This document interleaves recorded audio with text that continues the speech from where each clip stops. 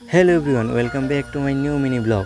তো গাইস, আজকে আমরা চারজন সাইকেল দিয়ে যেতেছি বাক্সরা। আর বাক্সরা আমরা এখান থেকে আওয়া যাওয়া তোমার টোটাল 10 কিলোমিটার মতো হইব।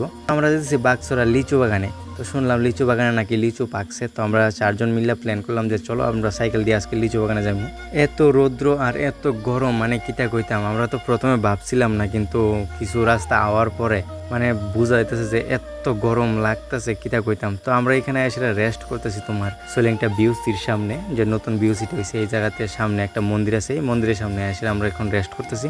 একটু সময় রেস্ট করে তারপরে যাবো, কারণ জায়গা যদি রেস্ট না করি তাহলে আমরা অবস্থা খুব খারাপ হয়ে যাবো। একটু সময় রেস্ট করানোর পরে আবার শুরু করলাম আমরা রাইড। আর রৌদ্র কিতা কইতাম গাইস, অতিরিক্ত রৌদ্র যদি একটু কমতো তাইলে কইতাম যে একটু রৌদ্র কমছে। তো আমরা প্ল্যান করলাম যখন বাইরেছি তার মানে আজকে যাই, এছাড়া যতই রৌদ্র যতই কষ্ট।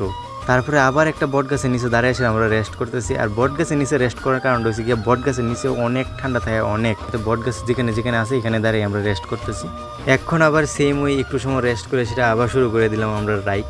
তারপরে আমরা আয়া পুষলাম আমরা চা পাতা বাগানে, যেটা বাক্সরা যাওয়ানোর আগে এই চা পাতা বাগানটা পড়ে। তো এখানে আমরা কয়েকটা ফটো উঠছিলাম, তো দাঁড়িয়ে সেটা আবার একটু রেস্টও করতেছিলাম। আর এই জায়গাতে অনেকটা ঠান্ডাও লাগতেছিল, তো এটা লেগে সবাই এখানে দাঁড়িয়ে একটু রেস্ট করতেছিলাম।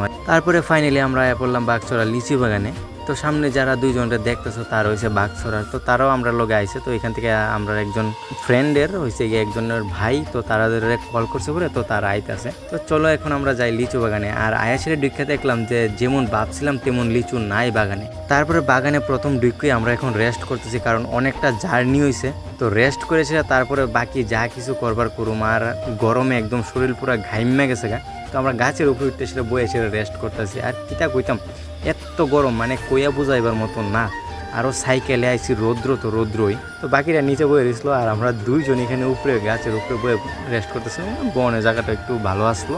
তারপরে ফার্স্ট আমরা শুরু হইলো আম পাড়া। আর গাছের মধ্যে লিচুর থেকে আম একটু বেশি আছে। তো আমরা প্রথমে ভাবলাম যে চলো সবাই আম পারি সেটা আম খায় সেটা, তারপরে আমরা লিচু খামো।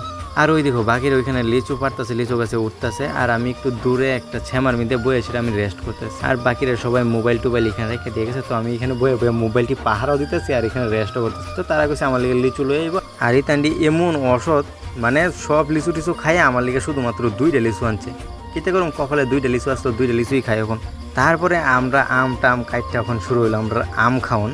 তো এখান থেকে একজন বাইরে কইছিলাম যে লোকেল আসলো, একজন বাইরে কইছিলাম যে বাড়ি থেকে লবণ মরিচ লইয়াও আমরা আম খাম। আর কিছু আম আমরা পাইরা সেটা ব্যাগের মধ্যে বইরে লাইছি, কারণ এটি বাড়িতে লয়ে যাবো। তৈলে আর বাড়ির মধ্যে বর্তা খাওয়ানোর লেগে আমরা অন্য গাছে যাওয়ানো লাগতো না, এইগুলা দিয়ে আমরা অনেকদিন বর্তা খাইয়া নিতে পারবো। তারপরে এখানে সবকিছু শেষ করে এখন আমরা যেতেছি কাজু বাদাম বাগানে, লিচু বাগান থেকে বাইরিয়া।